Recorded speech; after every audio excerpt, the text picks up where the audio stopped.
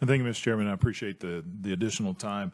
Mr. Hassold, I kind of want to circle back to where we had left off in the previous question regarding the Iranian attacks on our universities. We were discussing whether or not they were softer targets, and you explained that there's more transition within the universities and a lot of corporate businesses.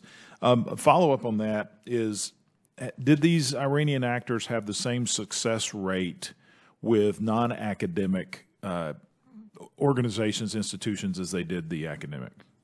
The outcomes of the attacks is something I did not have insight into, as well as I believe the private organizations that were targeted is something that's only that I only know of through the FBI or the DOJ indictment. Okay, I appreciate that. Of the 31 terabytes that's been reported that was stolen, what type of data was contained in that? That's also something that I don't have specific knowledge into. I just know that the targeting that I observed was the academic research databases. I'm assuming that much of that 31 terabytes came from that exfiltration data. Okay, and from what I've read, a lot of it is medical research and R&D type information.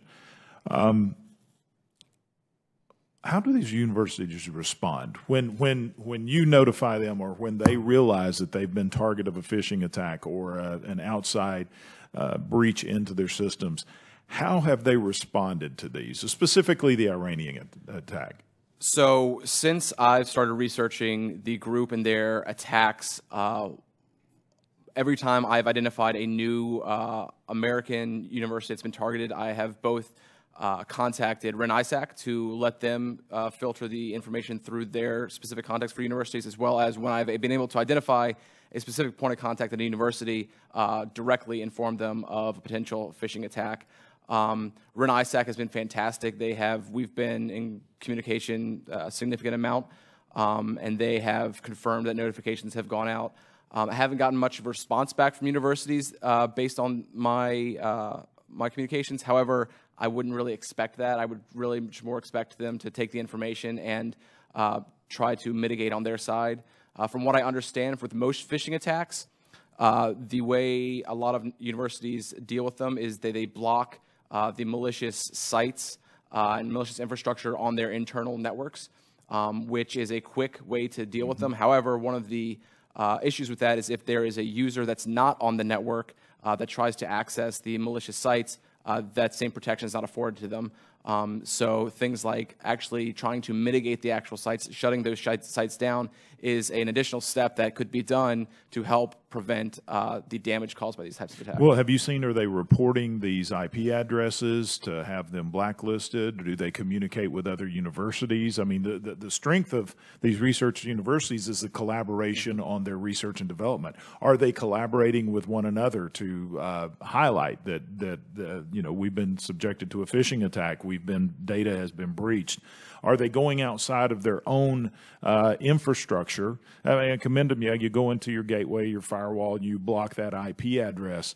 But from an IT perspective, there seems to be so many more things that could be done. Hiding your page such as this, so it's not available to the public to replicate that you have to be interior to the network to actually get to that page. Reporting to your internet provider to have the IP blacklisted. I mean, that's one step that, of course, they can change their IP addresses, but also education and collaborating with other universities. I mean, do you see that they're doing this, and what other steps could they or should they be taking? I'm sure every university is different, specifically how they deal with these types of attacks. There are resources like REN-ISAC, which I've mentioned multiple times, that sort of is that central place for intelligence and information sharing that they can use. I don't know how much universities directly interact with one another, especially. I would assume that there would be some sort of interaction. There are some other defensive tactics that would probably stem the effectiveness of these types of attacks, like multi-factor authentication, that a lot of schools don't utilize. And from what I've learned with my discussions with university partners, as well as some of the folks at REN-ISAC, the cost associated with implementing multi-factor authentication is pretty significant. and a lot of universities don't have the sources of funding to be able to pay for things like that. But something like multi-factor authentication would be able to prevent some of these types of attacks after the fact by not allowing foreign actors to be able to log into to the actual legitimate pages. I appreciate that. And so, as with any attack, it appears this could have been prevented by, in hindsight's 2020, but it could have been prevented. Last question: are the universities taking this serious enough to prevent it from happening in the future? And I'll open that to anybody on the panel. That's a good question. That would be a question I think would be better suited to be answered by the actual universities. I think they would probably have better insight into it.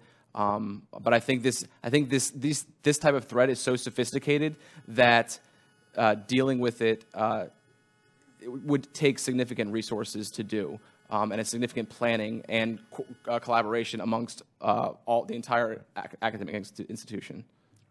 Thank you. Anyone else care to? All right. Well, Mr. Chairman, I thank you. I yield back.